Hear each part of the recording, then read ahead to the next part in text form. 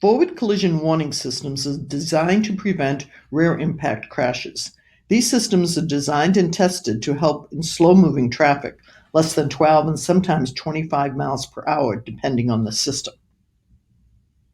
They are not tested to help in fast-moving traffic on a highway or cross traffic at an intersection.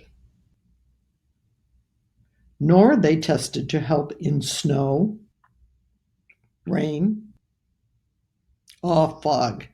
But research has shown that drivers who purchase these systems overwhelmingly recommend them. So now for cost considerations.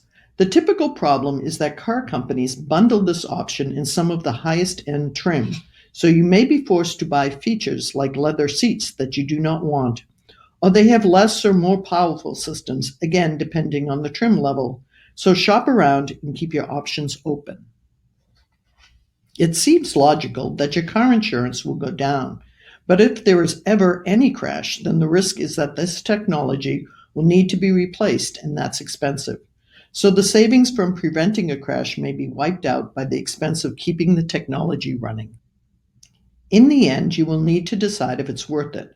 But if you have young drivers at home who love playing on their phones or are prone to other distractions, we would all appreciate it if you would make the purchase.